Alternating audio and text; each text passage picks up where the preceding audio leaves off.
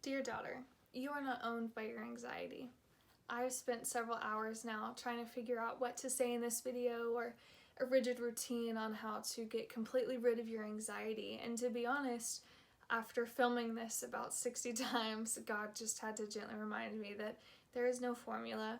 Just as in the Christian life and building a relationship with God, there is no formula. There is no set daily plan that you can rest on and count on. It all boils down to how much you trust Him.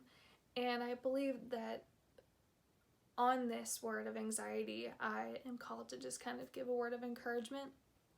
Because I've struggled with anxiety for several years. I struggle with, dealing with worst case scenarios and making up these situations in my head that could happen because I want to feel prepared in case they happen and how I would react. And I ask myself a lot of what if questions.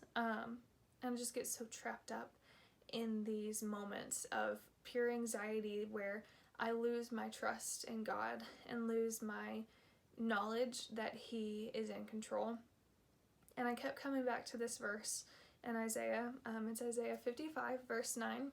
It says that his thoughts are higher than our thoughts and His ways are higher than our ways. And I feel like that is just such an encouragement for those of us who do struggle with anxiety. Because we struggle with not knowing what comes next.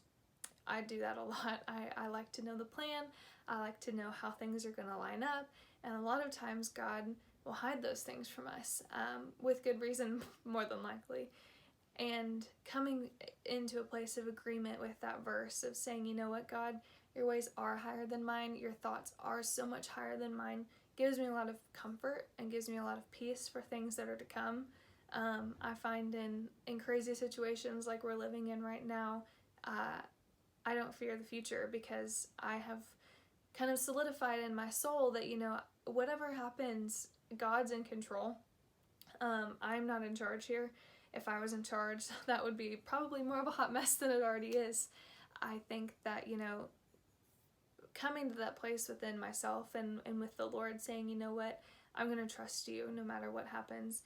And living off of blind faith is really important, because He's come through every single time. He's proved Himself to me every single time. He's never once forsaken me. He's never once abandoned me. He's never once let me down, and I think that's really important, and I think that's really cool thing to remember, that we are always reaching for a higher realm. We're not reaching forward. We're not reaching forward, and we're not reaching behind us to the past. We're always supposed to be looking up. And I think that it's not a routine you have to follow. There's not an A squared plus B squared equals C squared formula you can follow to heal from anxiety. It's a daily battle you have to fight where you're reaching up instead of guessing at what comes in the future or relying on the past experience to propel you into the future. We always have to be upward facing, upward looking, our hands up, eyes up, knees on the floor, and in total surrender to the Lord, and having just this complete and total trust in Him. Sometimes that's a learned trust that we kind of have to build with God, but a lot of times we just have to do it with reckless abandon. It's exciting, it's different, it makes an anxious person like me a little wary, but it's something about being a Christian that I really enjoy. Whenever the world seems to be in mass chaos, I feel comforted, I feel secure, and I feel safe in the fact that God knows what's going to happen tomorrow. He knows what's going to happen 6 months from now, and I don't have to take that into my own hands. I'm not in control of it. And so my encouragement to you, those of you who feel like your mind is just being owned by your anxiety, would be to come to a place of absolute surrender and absolute trust in God, and knowing that He's in control, and solidifying that verse in your soul that His ways are higher than our ways and His thoughts are higher than our thoughts, and not in a condescending, demeaning way. It's an encouragement, and it's something really exciting and comforting to know that God is so much bigger. He's so much more than we could ever imagine, and He's all good. There's not a part of Him that is deceitful. There's not a part of Him that is looking to harm us. Everything about God is good. Everything. and we don't have to worry about tomorrow because it's in God's hands, his strong, capable, strong hands.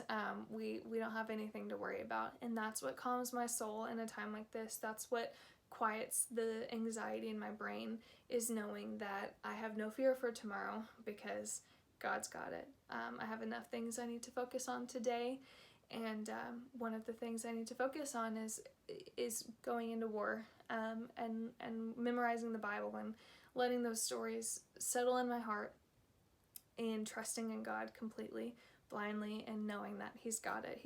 I trust him completely.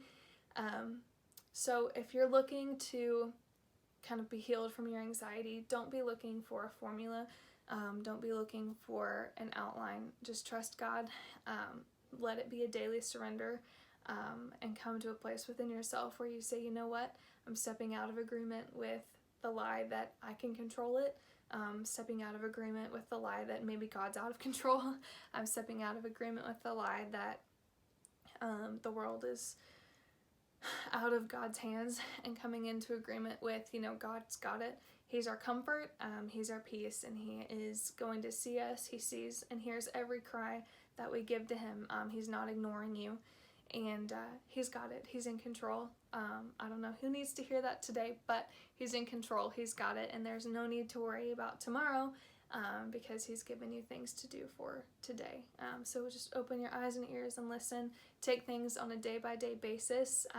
Connect with him on a relational level daily, and don't look too far into the future. Always be reaching up. Thank you.